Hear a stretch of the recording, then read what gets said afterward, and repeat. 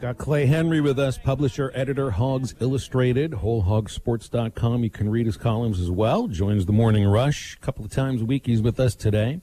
And is this the first time we got the gang all back together again after a while? We haven't all of us haven't done this in probably like 3 weeks, maybe even 4. Clay was gone for a while. Well, I've been here. Y'all just continue to take vacations. Me and Maddie will hold the fort down, even though Maddie's, I think, taking a few days off here soon, too. Clay, what's going on, man? How are you? Well, I'm just trying to beat the heat, man. I got a little concerned last night. The air conditioner wasn't keeping up, and then somebody says an air conditioner can only do so much when it's 102. So yeah, it's you get to a point where, do I turn the oven on? Do I make my morning biscuits? I'm talking about, heating up the house. Once you get it cooled down, you want to. You don't want to do anything to mess it up. This is air fryer weather. Let's just make a little pallet on the floor and stay down there where it's cool. Lower the, I've got a basement, and if it's 2 bedrooms down there, I can go down there and it's always cool because it's kind of underground. That place is like, it is so nice. That's the place to cook then today. By the way, Maddie, every day is air fryer weather. Okay, it doesn't need to be freezing cold or hot. It's always easy to use. We don't have an air fryer, and I need probably some coaching, and we need to move into the air fryer era. It's a game changer. It really is. Maddie was nice enough to let me have one of his old ones, and I used it again last night. I made bratwurst in it. Wow. It was good. Wow, an air fryer hand-me-down? We haven't even gotten to that point with this technology. Any way you make bratwurst is good. That is true. As long as they're fully cooked. That one was like my old tube television. I just gave it to Drew. Tube television? What is that? Clay, I don't know if you heard what we were talking about last segment about this, the running game that you really need to get established here for this team. And for me, we know about you got to find your second running back. You got to find your second, third, fourth receivers.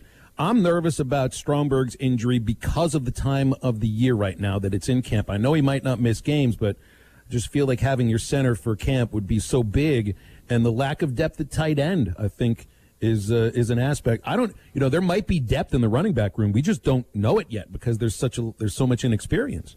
Yeah, that all that was true. What you said is exactly right. Those are all concerns, but I don't think they're worries. And what you have to remember, Phil, is every team is different. And 1 year you'll lack cornerbacks. I think that was last year, and the year before that, and the year before that. It's like, what will be a strength for one team might be a weakness for the next team, or it's just the way it is.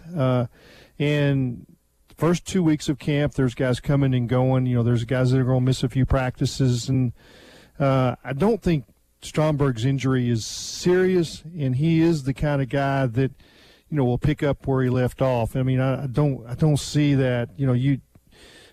They have the depth in the offensive line to shuffle guys around. And the good news is that they cross-trained so many last year because of COVID that it's – and they did that in the spring a little bit too. And if you watch every practice, Ty will take some snaps, and I think he's better at snapping than he was. But I guess the tight end thing, you adjust, and I think they're cross training some guys. Dominic Johnson and Levi Draper. They're all getting some looks just in case that the depth does get to be an issue, but.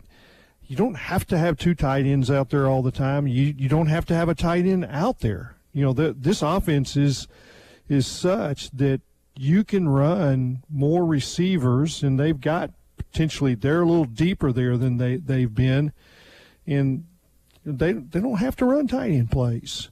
And I know what you're saying. 3rd and 1, yeah, you need one, and I think that's ideal. But they may not. Have a tight end out there for every snap this year. That might be something that you see that's a little different. But that doesn't mean that the team can't perform or can't adjust to that. It just will be a different look. But I think there's so many other areas where they're stepping up in a lot better. Defensive line, depth at linebacker, that was non-existent before. And I'm starting to see – guys like Andrew Parker and D.D. Edwards and Hayden Henry, and some of the Pooh Johnson. I mean, you've got some. That may not be the right name, the last name, but there is more depth all the way around, and in the secondary and defensive line, and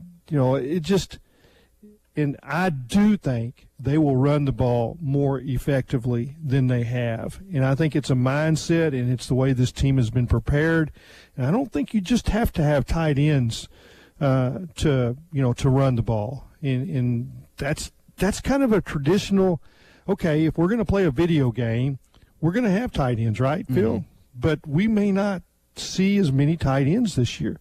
Now, that's not to say that they don't figure out some depth, Nathan Backs and some guys that you're not even thinking about those kind of guys. But they because of COVID and injuries, you want to keep changing things and looking for guys and seeing what you can do to find a guy, just like they found Blake Kern 2 years ago.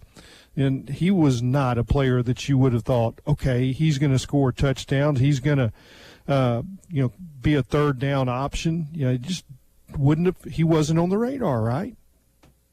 Right about that. I remember seeing him on the roster there and thinking, I don't remember watching him play until moments last year, and now he chooses to take a sixth year, isn't it? He did play a little bit 2 years ago. You just didn't, it was just a little here and there.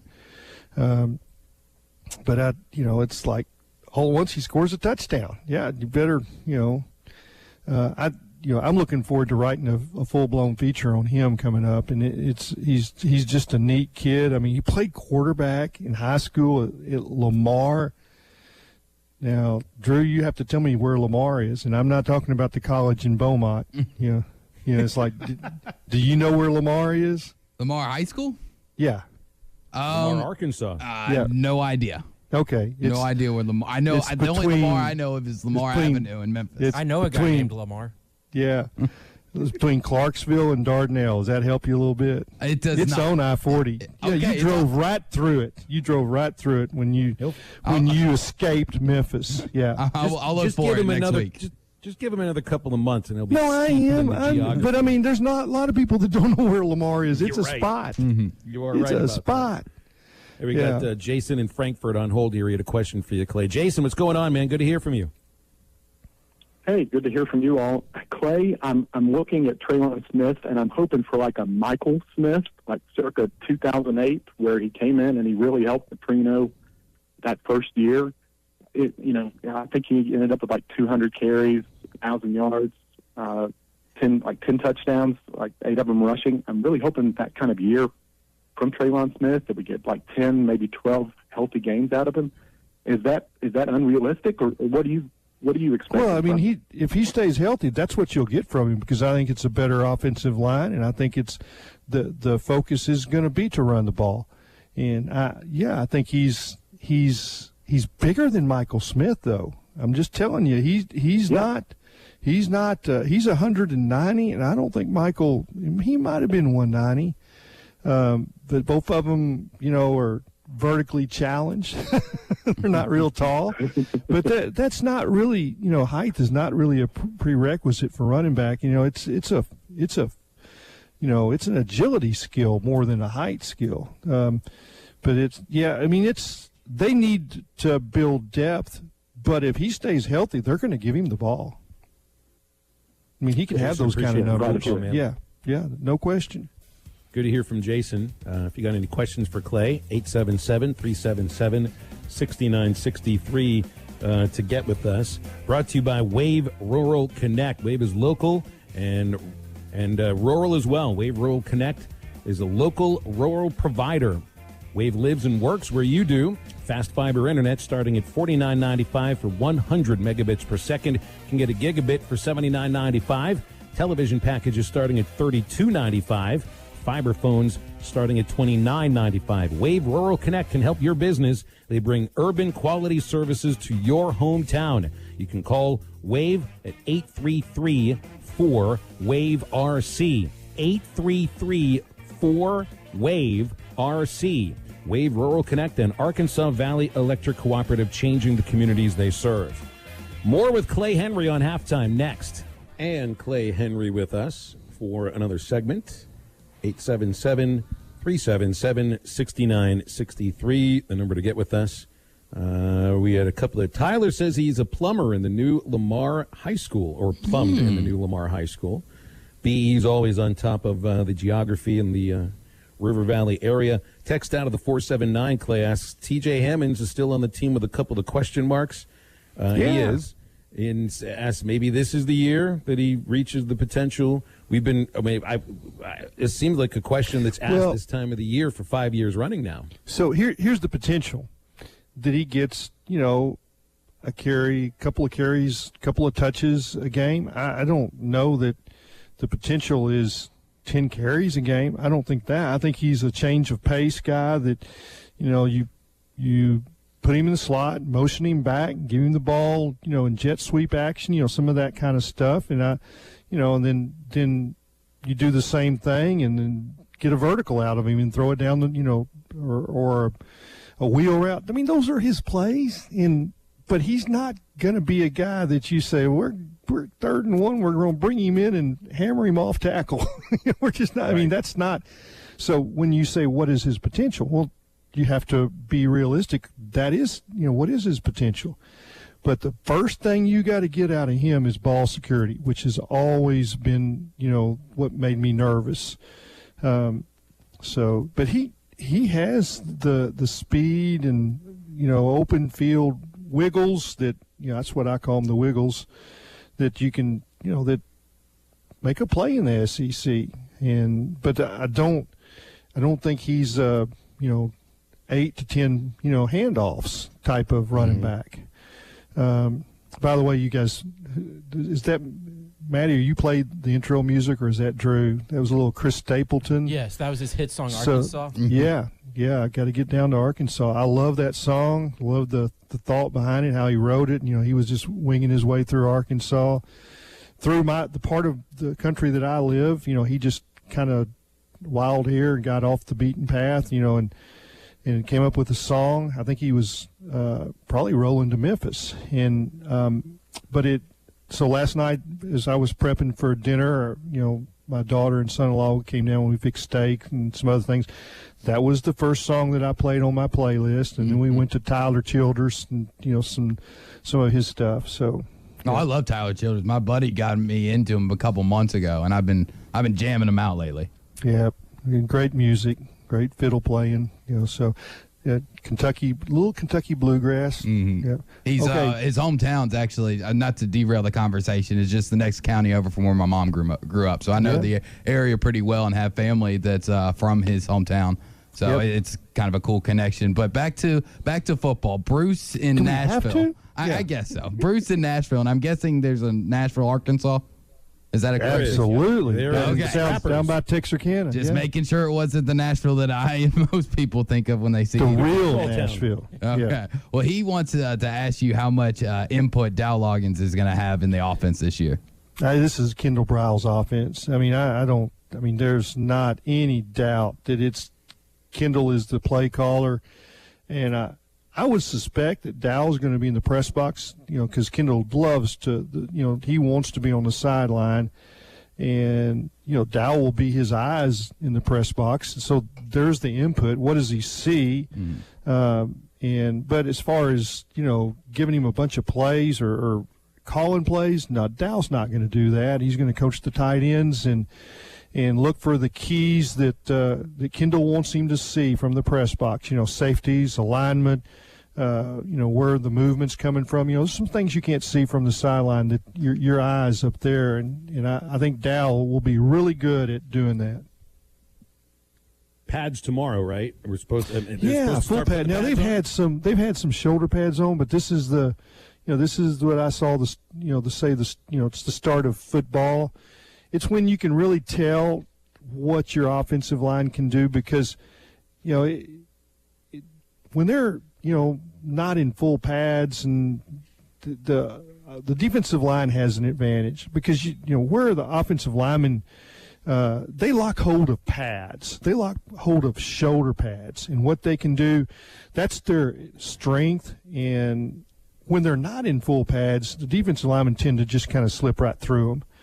and they're almost like too slippery, like it's a freshly rain on a highway where you feel it's like you can't get a hold of anything. And there's defensive linemen that have put Vaseline on their shirts. It's been done. But yeah, I think this is real football time. Yeah, it is Vaseline real. on shirts, Vaseline on baseballs too. That's a you good got way it. to cheat both ways, right? Yeah, you got it. Well, I guess it goes back to the old saying: if you ain't cheating, you ain't trying. So, Clay, I don't know if you saw the full breakdown of the coaches poll that came out yesterday, but Arkansas was lucky enough to receive 3 votes. Sam Pittman does have a vote. Do you think he was one of the 3?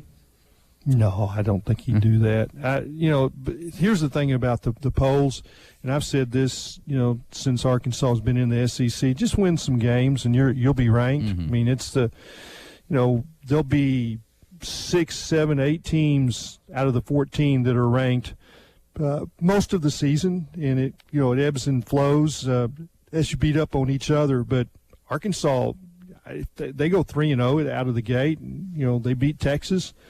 They'll be 18th, 19th, 20th. That's my opinion. I could be surprised, but all you have to do is win, and good things happen, and recruiting improves. Bowl games improve.